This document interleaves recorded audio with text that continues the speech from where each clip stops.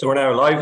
You're very welcome to this practice support information session, the first of our autumn series. We hope you've all had a good summer holiday and rest and relaxation. And I'm joined today by Derek Owens, who's head of web and digital media at the Law Society of Ireland. And we're going to do a quick tour of the new website that was launched very recently. So we'll just wait for a few more people to join the call, and we'll start at 1 o'clock sharp. If you have any questions, we'll take them on the chat. So Derek, how are you today? Not too bad, thanks. Starting to gather a lot of really useful feedback from users about the updated website that, again, we're going to be able to take a proper strategic approach to our to-do list, which is quite exciting. Yeah, so it's still a work in progress and still open to people giving some feedback, and we'll talk about that maybe during the session and improvements and things that they might like to see a bit more of. Absolutely.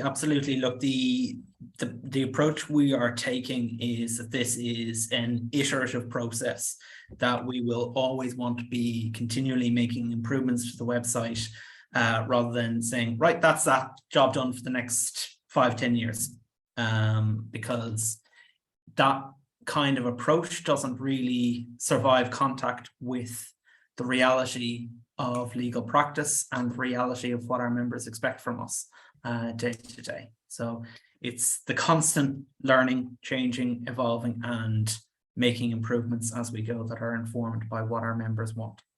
Yeah, so it's just gone 1 o'clock. So without further ado, we'll get started. I'm delighted to welcome Derek Owens, head of web and digital media at the Law Society of Ireland, at our first of our autumn series of the practice support information session. So Derek, you're very welcome. And I'll hand the screen over to you so we can get started and have a bit of a run through of some of the changes that have been made. If anyone would like to ask a question, we'll take it on the chat, and you're all very welcome here today. Excellent. You can see my slides? I can see your slides, yeah. Excellent. So I suppose to start off, lawsociety.ie, we actually were pretty late to the game in terms of launching a website. The first iteration launched in 2005. The last version came along in 2014, and it was pretty good for its time, but at this stage it was showing its age. And just recently we launched a new iteration of it, and again we committed to this process of continual iterative improvement that's based on user feedback. And this journey started really with doing proper research of our members and other stakeholders and what they wanted. We organized in-depth interviews, both internally and externally. We did have quantitative surveys, that broad questions of what do you use the website for. We engaged in some hands-on labeling exercises, and that helped us to see, what language do people use when they're searching for things on our site? And we were also able to rely on our website analytics to see, okay, well, what's really important to our members. But across all of this, there was some really common themes. First of all, most people who are familiar with the website saw, okay, there's loads of stuff there. However, it's really hard to find what I need when I need it. And that limits its scope for me as a tool for practitioners. That then sets a really clear agenda for us. The first and foremost thing of any website has to be to help people to find information as quickly as possible. We also wanted to deliver a consistent and intuitive experience so that members would be able to understand how to use the website, whether they were at their office desktop or using their phones in court to look something up quickly. And for a number of reasons that I can delve into later, we wanted to adopt best practice for accessibility to help any people with any kind of neurodivergence use our website effectively. So first of all, I want to touch on this primary thing of finding information quickly, and there are some really unique challenges that an organization like ours has. The first thing is there is so much material that's published by the Law Society and its committees in the form of guidance notes or updates or that kind of thing. And we'll always be dealing with the capacity of the website to grow and grow and grow. Slightly compounded by the fact that we're not really able to just turn around and say, okay, everything from 10 years ago, gone. Because we have members who need to understand that what they did with a particular file or what a colleague did with a particular file was the right thing to do. And I've had those conversations about someone wanting to know what was best practice in 2001 and how to find it. So we'd cause chaos if we took the approach of a lot of websites. And also we have a lot of diverse audiences to accommodate. So in addition to our primary member audience, we have to cater to FE1 students, we have to cater to members of the public. There's administrative staff in law firms and even in insurance brokerages that would need to use our website.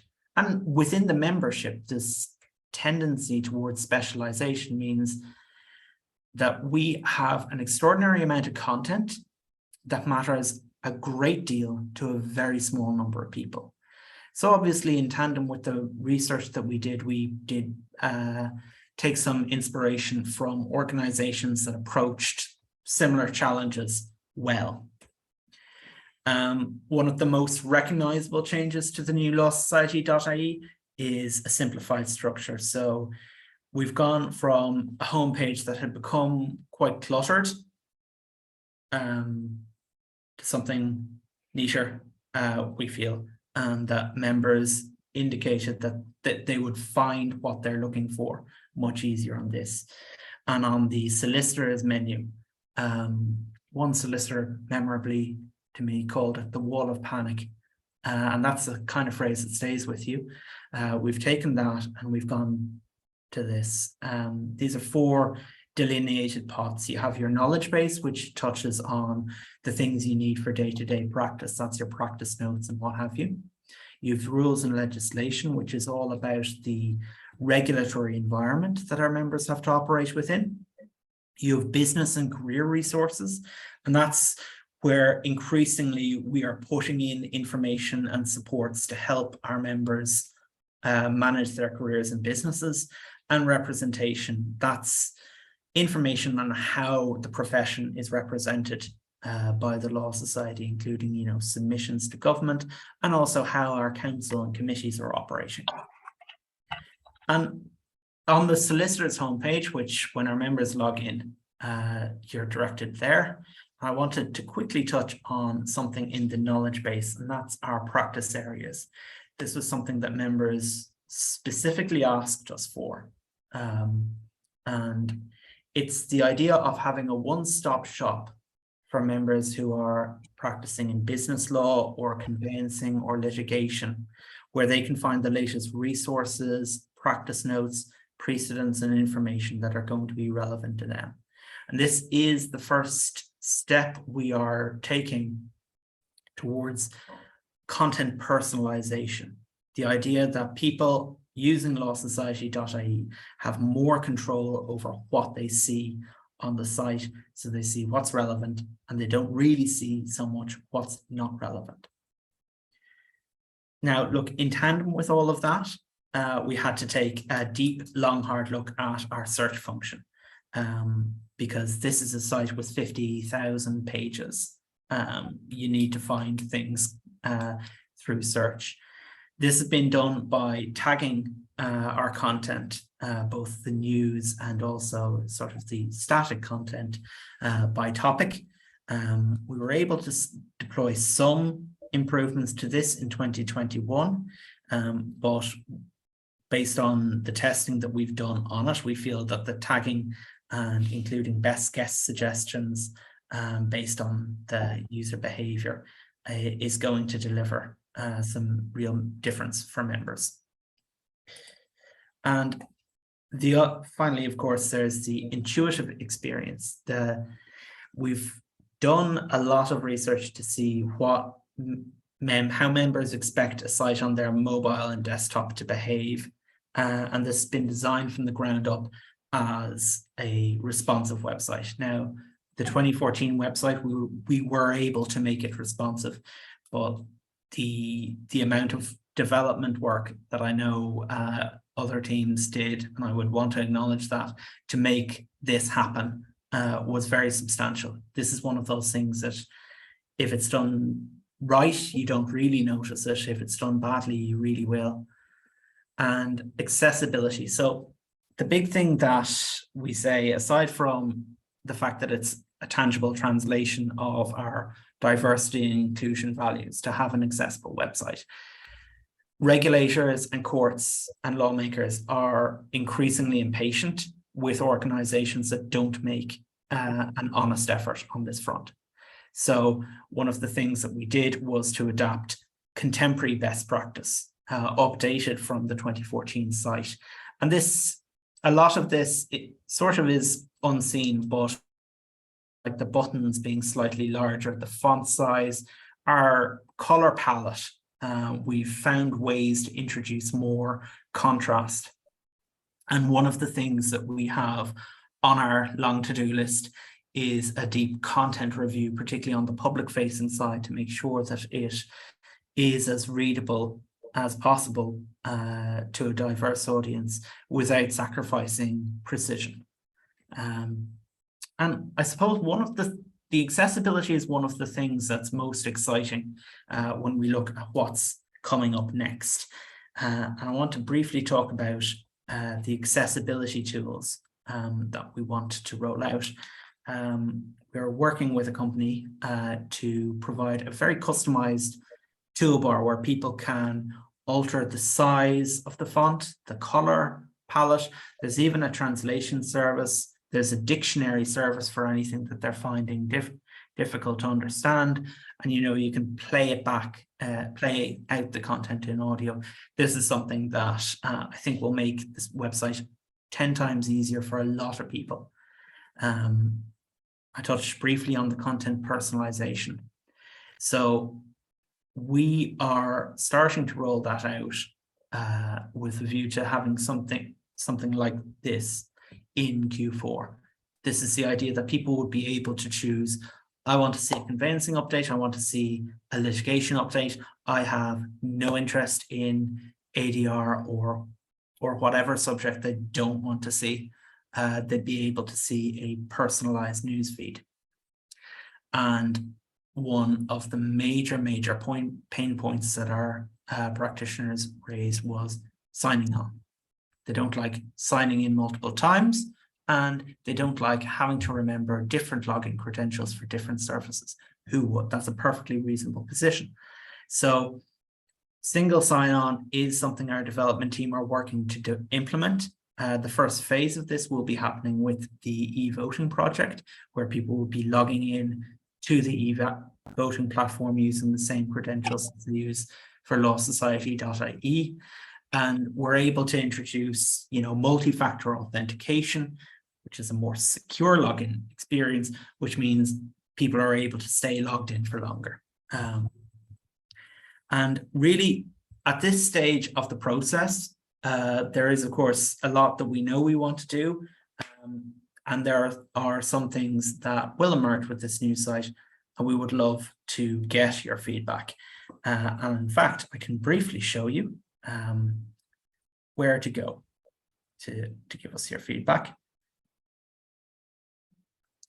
If you're able to go to lawsociety.ie/feedback, we have a forum where we're really trying to collect not just observations, but some empirical data of what you use the website for and how easy you're finding it to use, because that's what matters to us. We want to make this as easy and intuitive an experience, and every bit of feedback that we get from you will really help with that. I know, Justin, you wanted to particularly highlight some of the options in the business and career resources. Yeah, but maybe just before we just go back right to the homepage just for a second, just for clarity as to when you land there now. There's it's quite different, and that you said that the wall of fear was it? But if you want to just maybe just introduce these tabs that you've created and how they work and where they would find particular information, that might just be useful. Just a quick overview of if you. Of course, yeah. So if you hover over for solicitors, our business and career resources are here. Yeah. And you can find a lot. We've divided it by theme. One of the most important, of course, is the Business Hub, where there's a wealth of really, really useful material that you want to help run your practice. But equally, there's a lot of things that you might use in day-to-day practice. For example, the remote hearings or information on what's happening in the court service. The login credentials to the court service Wi-Fi are on there, protected by a solicitor login. But that's where you'll find our business and career resources. And again, we have designed this based on feedback, but the feedback that we're gathering now will help us to refine it a bit more as we go on and as this new website. And I know precedents are very popular amongst people. Where would I expect to find them? You'll find those in the knowledge base. Yeah. Under precedents. Yeah.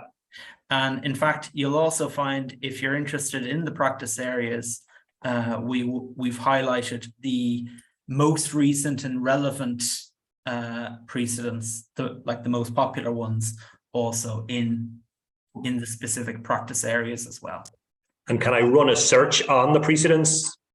Potentially? Yes. Yeah. Well, you would search mainly through the main website. So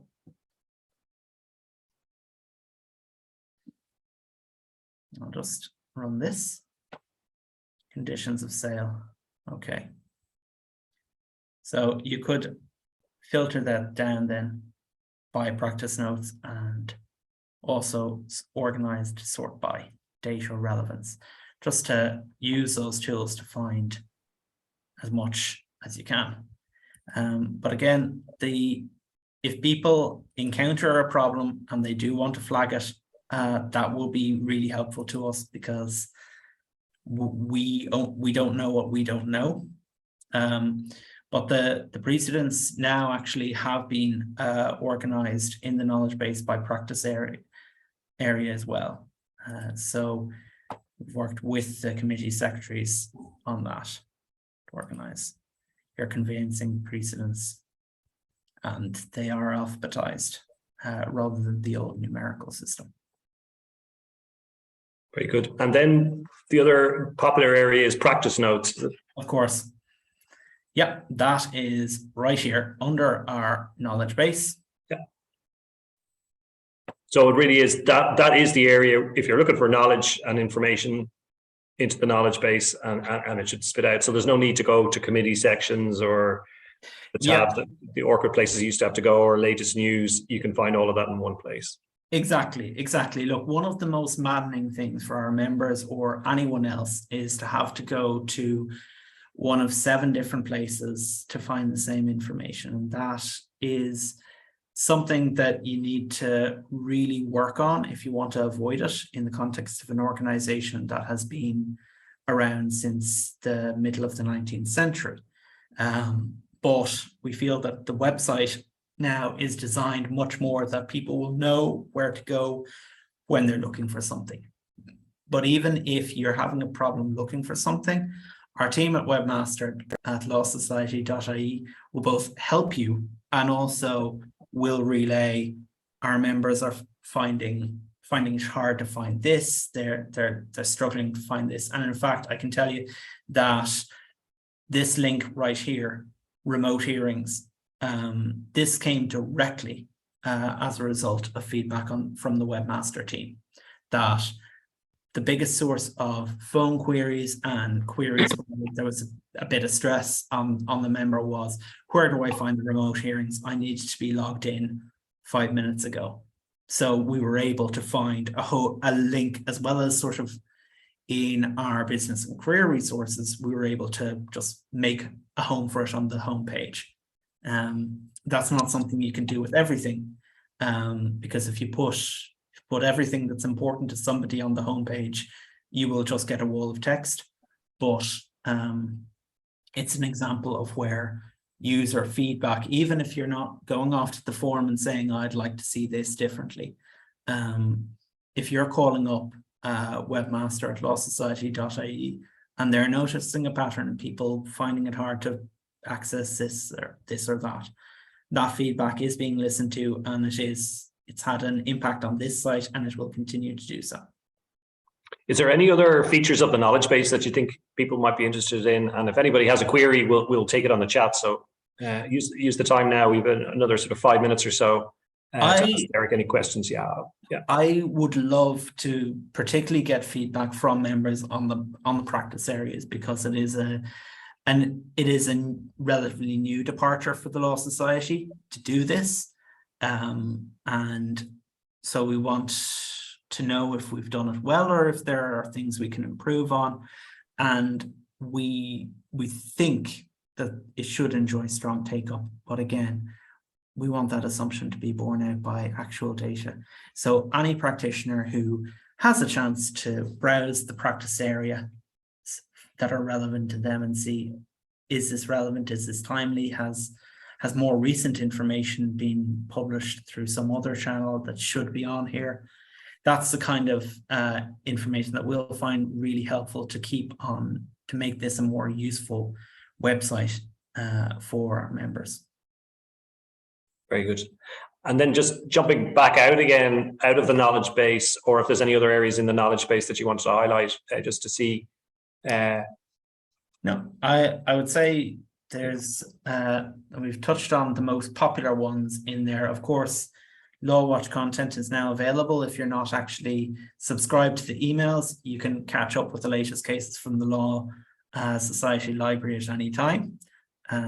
Personally, I think it's one of the best things we do at the Law Society is Law Watch. So Derek, just you bring up an interesting point there. If I'm not registered or haven't signed up for that particular email, where would I go to do that? And where would I go to just generally sign up for emails? That's a very good point. So you can manage your own emails in your dashboard and just make sure that we have your current information for you. But if you think that you might have unsubscribed by accident, or someone in your office might have unsubscribed, or our emails to you might have gotten flagged in spam, you can resubscribe to let our email provider know, yes, it's okay to send me emails. So that's done under my under e-newsletters. Yeah. Under the knowledge base.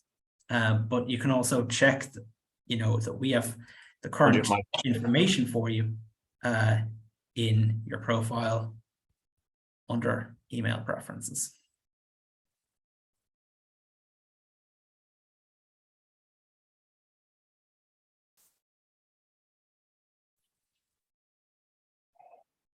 So then I see there that you have a new website guide. So that's if somebody wanted to watch another video for further, deeper information as to how to get around the website. Exactly, yeah. There's a video guide just walking you through some of the main features and some of the things that we've touched about. And because some of our users do actually find it helpful to see the picture and go through something at their own pace rather than going back and forth, we have these things. And of course, if there is something that you feel should be on the website guide that isn't on the website guide, Webmaster Team will be relaying that feedback to us as content people to add, but every bit of feedback is really helpful. So just to clarify, Derek, where do I find that feedback? Or what is it, an email address that I use, or if I'm having difficulty using the site, where would I go? Okay, well, under help and feedback is where it is located, but we've also created a really simple form at lawsociety.ie/feedback will get you to the form. Okay. And where is the help is on the, I know you're putting together at the moment. Yeah. If I was on the homepage, where would I go? Just to be really kind of stupid about it. No, there are absolutely no stupid questions. So contact us. Yeah. Yeah. So is it worth just explaining when you scroll down what happens? You know, when you land on the homepage, and I notice you're scrolling down and there's a lot more features coming up there. Oh yeah. So on the homepage, aside from these carousels that we use to really spotlight what's very important, what's timely, we would have our latest news, a bit more information about us. And for the different audiences that we are accommodating, we put the most important and the most used links there. And then there's information on some of the other sort of digital products that we offer. So the Gazette and legal vacancies, and of course, our media center and so forth. This top navigation menu, though, is probably the thing that people will be using a bit more than scrolling down the homepage. So you have your solicitors, our education function. The public can find the information they need here. Here under member services is where we've pulled out some of the most important things that our members particularly access, that to make them just that little bit easier to find. And news and events is where you'll find the latest updates on what's happening at the Law Society and when the committee for whatever has published a relevant update. And I noticed one thing there, Derek, the chat function. When should I use, or what is that function, the purpose of that chat function?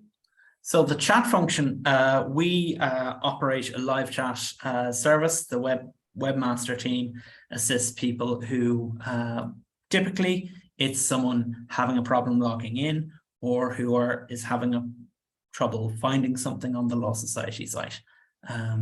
It's a tool that more of our members are using to engage when they have a problem, and it is helpful for us, simply because it's a way that we can understand what the pain points are, and it's a way to get contact with a little more obvious immediacy, because that is important to some people, than sending an email. So if I'm land on the website and I'm struggling to find something or do something, that's a preferred tool, or another tool I can use, as opposed to just giving the feedback or sending an email. As opposed to giving the feedback, as opposed to sending an email to Webmaster, even though our Webmaster team do revert to people very quickly. If you do want to send a live chat, you have that option.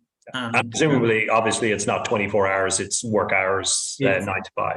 Exactly, during business hours. But during business hours, we turn that on pages that I suppose that people are more likely to need help on, such as logging in, such as the remote hearings from memory, and certainly on e-voting during the voting window when that comes up in October, November. We'll be turning that on then, so that people have a really ready point of contact to get in touch with us when they need it. Brilliant. So if anybody else has a final question, I know we're coming up into the last minute or two of the session. Derek, if you'd like to give a final summary. If not, I'll share my screen and just talk through some of the future events that we're having. So it looks like there's been a huge amount of changes on the site. It looks much clearer, much brighter, much easier to find the information, and it's less siloed off. So well done to you and all the team for making it much simpler. I know there's still work to be done, and hopefully people will give feedback, because that informs us better on how to provide a better service. But, exactly. Look, Justin, thanks so much for this platform, and thanks to everyone who's joined the call. We really do welcome your feedback, because it has helped us to make this a better site, and it will help us to keep on building there. Great. I'll just share my screen now if possible and see how we get on here, just for the final minute, just to show what's coming up next week and the week after for the so here's our sessions for the autumn series. We've now gone to bi-weekly, just to reduce down the number that we're doing. But in 2 weeks' time, we're joined by Bill Holan and Helen Sheedy to discuss how a solicitor might apply to become a senior counsel. On 28th of September, everyone's anxiously awaiting the budget 2023. So Michael O'Scahall is going to give us an update from Crow. There's going to be a session on e-voting, which is coming on the 12th of October. And then 26th of October and 2nd of November, there's 2 sessions there on applying for PII. And then on the 16th of November, we're going to be joined by Andrew Cody, who's a district court judge, on how you might apply to be a judge. And then on the 30th of November, thinking of retiring, what are your options? So you're all very welcome to join any of these sessions. We'll be sending out a recording of Derek's session today at the end of the week, or if not Monday. And all of our sessions are available on the practice support information sessions, which are available on the Business and Careers Resources tab on the homepage. So Derek, thanks very much for joining us today. Thanks everyone for joining us. And if there's any final questions, we'll take them now. But if not, we hope we'll see you in 2 weeks' time, where we're joined by Bill Holan and Helen Sheehy. So thanks all. I don't think anyone's asked us a question today, Derek. So thanks for your time. Thanks everyone. So on.